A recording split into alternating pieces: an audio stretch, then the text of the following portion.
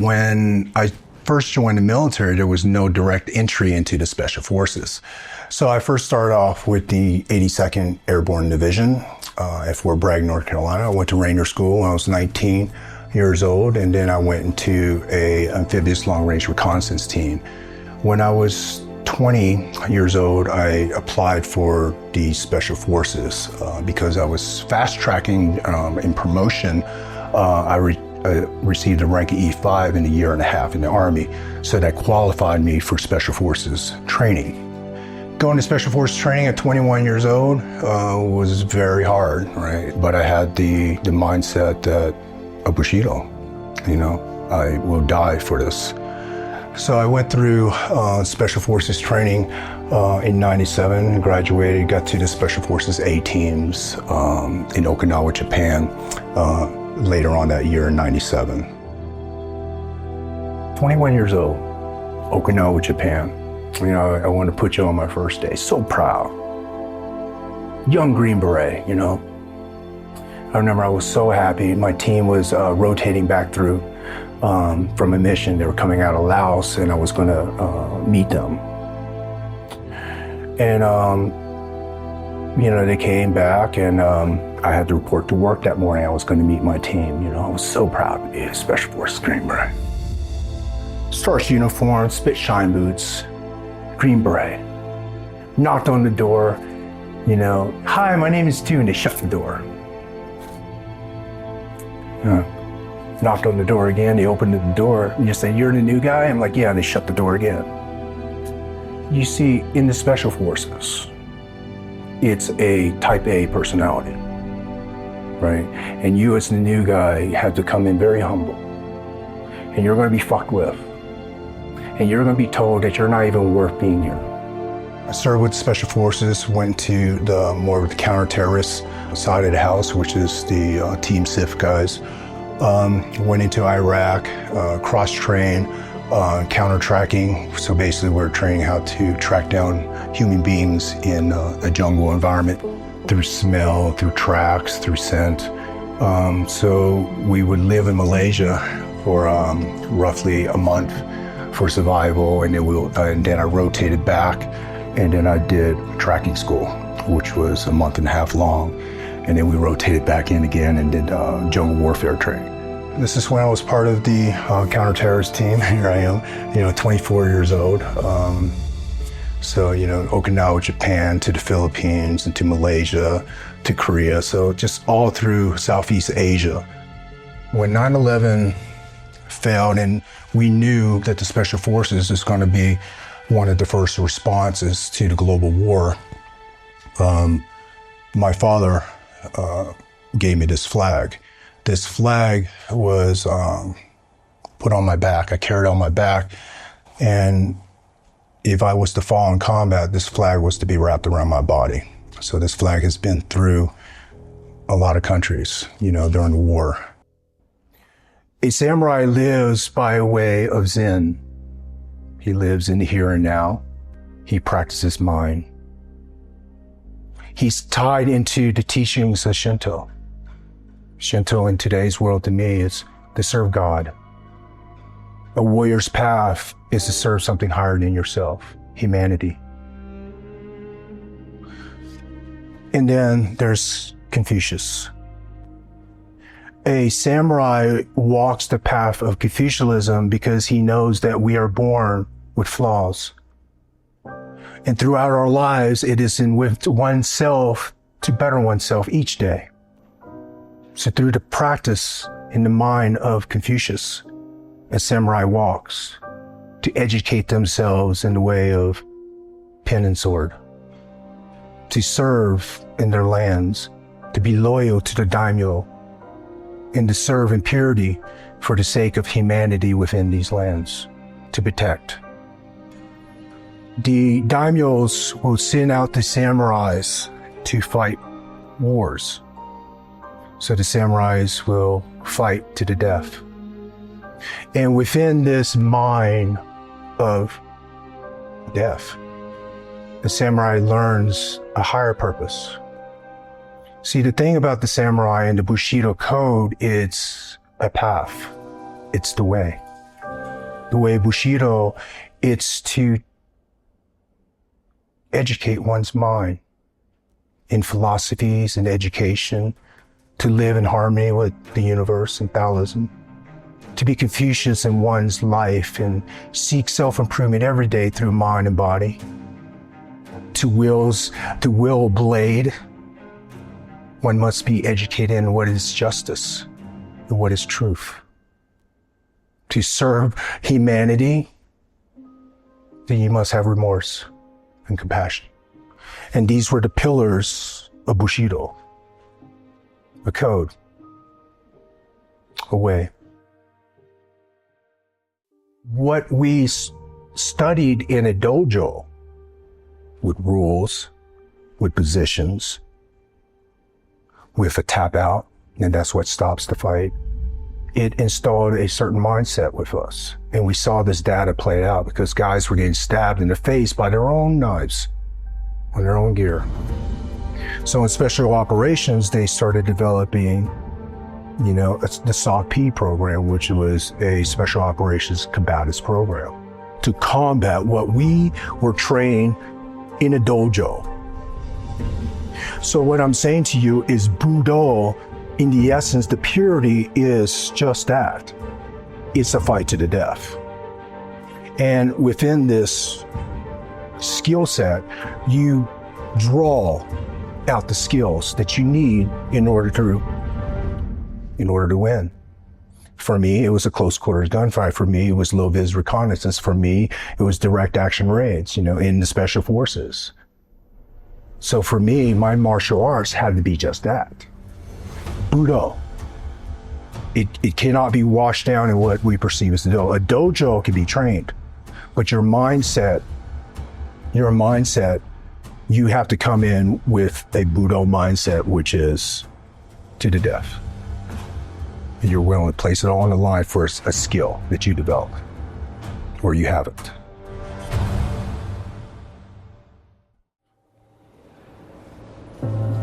There's nothing more important in life as a warrior to be stronger than the conditions and circumstances that are presented to us.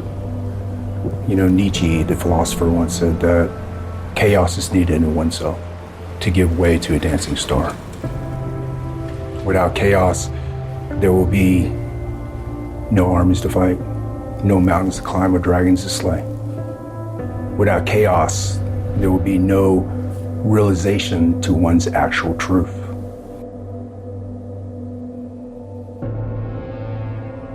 You see, I was born on a cold cement floor in the basement of Saigon Hospital. My mother shielded my body from incoming artillery fire in the morning of my birth. At this stage of the war, American troops had left Vietnam, and I was born on the losing side of the war, a war between communism and democracy. Democracy lost. The communists, they imposed their ideologies on us. At 3 months old, I lost my freedoms. I lost my country. We lived underneath communist occupation. My uncles that served alongside Americans were immediately brought out to re-education camps. These were torture camps. Any person that fell ill, hurt, injured from these hard labor camps were brought out into the jungles and quietly murdered. We escaped genocide when I was 3 years old on an overstuffed wooden fishing boat with hundreds of thousands of other fleeing refugees at that time. We were the boat people. There was an estimated 400,000 refugees died at sea. But yet on this night, my mother loaded us in the basement of this wooden boat. We came to North Carolina, Fayetteville, North Carolina, the home of the biggest special operations base in all of America. More commandos there than walks the face of America. One central location, the training grounds of the Green Beret Special Forces. See, I went there because my uncle was Special Forces. He was this officer and he was going through his command. So we lived in this officer quarters. And I tell you, man, I never lived in such comfort. I never ate a meal every day, you know? So this was new for me. And I remember I walked down this hallway. You know, he had all his military accomplishments. Green Beret. I remember looking at all of it and just admiring how warrior that was. Didn't know what a warrior was at that time, you know. It's only 6. So eventually we moved out, and we moved into a very poor part of town. And we lived in a very small apartment, and the only furniture that we had was one used full-size mattress. You know, I remember going to school. It was a very hard time in my life, you know, growing up there. My mother came in with this cardboard box and she said, "This is from your father," you know. Haven't heard from my father in over a year. There was 4 VHS tapes, written in Vietnamese, dubbed. Couldn't read it back then, I was so young. So I randomly picked up a tape, I threw it in the VCR. It was the art of Bushido, the combat side of being a samurai, the way of a warrior, to live this life of higher purpose, to not allow the conditions to influence you, because your why is so powerful. My uncle picked me up, and he must have said something's wrong. He was taking me to Dairy Queen. My uncle asked me, just out of the blue, he said something to me that, well, obviously stuck to me. He said, "You know, dude, there'll be days. There'll be days that people spit on you. There'll be days that people flick you off and push you down. You need to ask yourself, do you want to be a commando today? The days that your bones ache. When you feel like your bones about to shatter because the sheer load that you're carrying on your back through training to form yourself into a weapon. When you want to quit, you need to ask yourself, do you want to be a commando? When it's cold outside and it's 4 o'clock in the morning, you know the right thing to do is get up and run because you're a weapon that our country relies on. But it's comfortable and it's warm on this bed. You need to ask yourself, you want to be a commando? You know, I was 11 years old. I was so taken back. At that stage in my life, I was defeated, you know. I was just a weak human being, picked on, told I didn't belong. Born in war and insurgency, escaped genocide, on a boat. Many people died, refugee camps, slept with rats. In America, where I wasn't accepted, I was this weak child. And I realized that at that age, that I didn't want to be that. So I was going to forge myself into a weapon. So Bushido became the way. Bushido. Bu means to stop evil, to intercept the spear, to go to war. She is the one, the chosen one who can walk this path. And Do is to take your whole life lesson to give back to sacred humanity. Bushido, a warrior's path. Commando, the special forces. So in the teachings of Bushido, Miyamoto Musashi and Ishiru, he broke it down into the 5 elements. Fire. Fire to meet your enemies without fear. As a warrior, I had to meet my enemies without fear. You could take a samurai teaching and apply it to your life, you understand. Water. You know, Miyamoto Musashi, even in the special forces, to be fluid, to blend in with the environment, to form with the environment, the tactics, the people, the situation. That's in war, in the teachings of war. But in the teachings of life, water's fluidity is to not crystallize a belief. It's to be formless in your mind, in your art.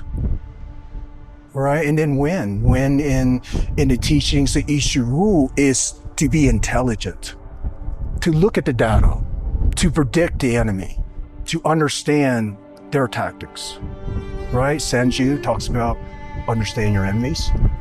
That's what it is. But in my eyes, in today's world, to civilian population, win is to know who you are.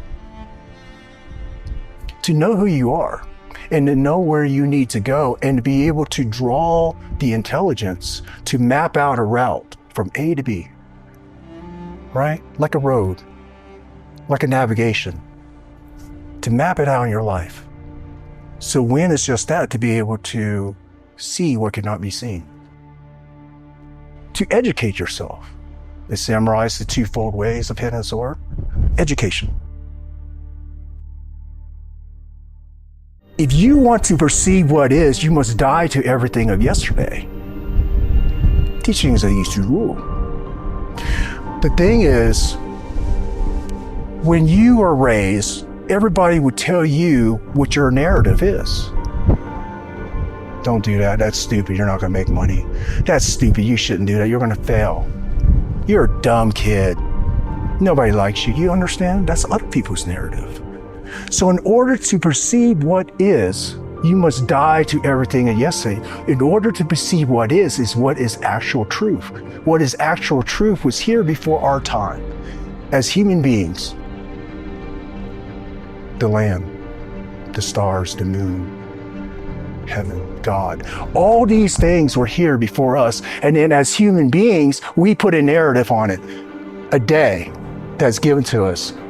A day is only a day, but then we put a title on it. It's a bad day. It's a good day. It's a long day. It's not true. So in order for you to perceive what is, you must die to your narrative. Because that narrative that you made for yourself is somebody else's narrative that you adapted. Therefore, you're living your own lies.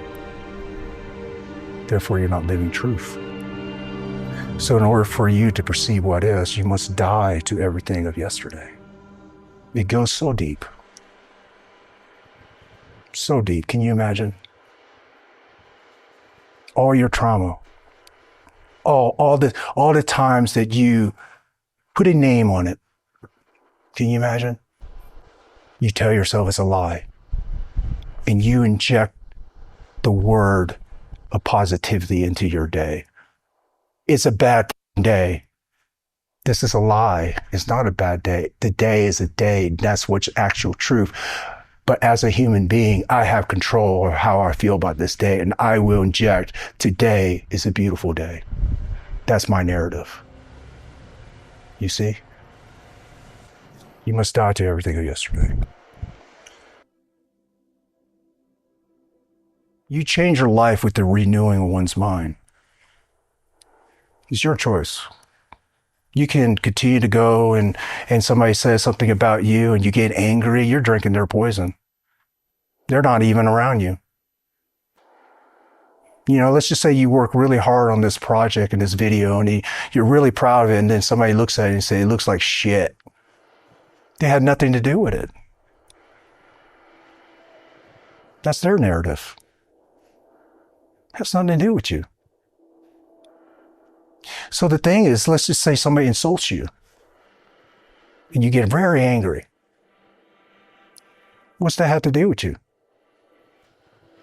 See, the thing is that we live life with expectations, and that's driven off of ego. You know, why ego? Let's just talk about that. If somebody insults you, why are you don't even know them? Why would you get angry? Ego. Such a powerful thing. And that's tied to hate. That's tied to greed. That's tied to all your sufferings. You must die to your ego. And it takes work. So when somebody makes you angry, and you go around in your office and you're spreading your little rumors and your little narrative of what you think it is, it's not even true. But you're going around, you're spreading this. Do you feel better? Do you feel better? You don't even feel better. You linger that on to the night because you're drinking your own poison. He's not even around. And then a week from then, you're still thinking about the same shit, so you're suffering for no reason due to your own self. You don't stop hate, right? With more hate. You change that by changing the elements. And the strongest power, look, man, I've been around the world, right? And I've been in some of the worst places. The strongest power I ever seen was love. So embrace the positive energy and don't let negative people, negative shit get in your way, because it has nothing to do with you. Control your emotions. And in doing so, you free yourself from your own sufferings.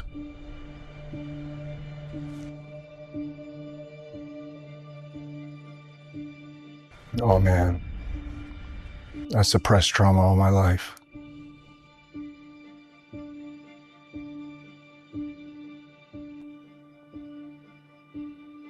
The analytical mind is not even developed. Analytical mind is what's right and wrong, deciding what's right and wrong. The analytical mind is the narrative on how you process things.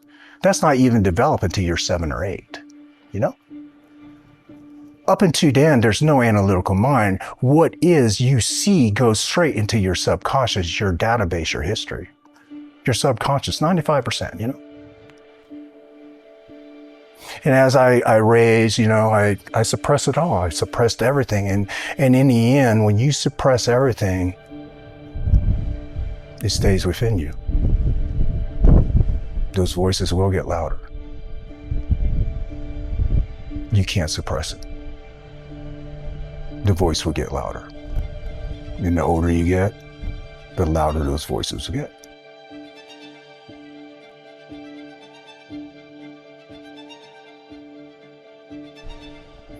So the thing is, you have to change the way you look at things, and you have to apply discipline. You have to understand neuroscience and how things work. You have to understand that we're programmed with a 200,000 plus years brain, same hardware. And what you're going to expect the externals to change for you? How ignorant. How egotistical, right? To have expectations on other people, expectations on things outside your control, and then getting upset because it didn't happen your way. Well, that's because that's a piss poor mindset to have,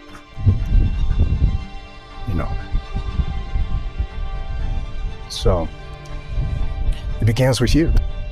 Again, who do you want to be? Confucius said, if you want the world to be a better place, it starts with you. And if I touch somebody, then they can reflect on themselves. And if they want to make themselves better, then they make themselves better, and then they can help somebody else. And that ripple will affect somebody else, and that ripple will touch somebody else. So the thing is just that, is that for me, I realized at a young age, because Bruce Lee affected me. He touched me. He touched me about equality.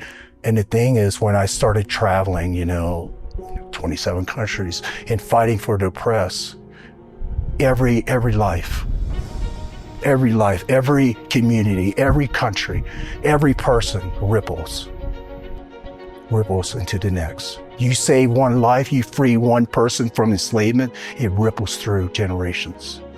And in time, if we live this way, we have a better world.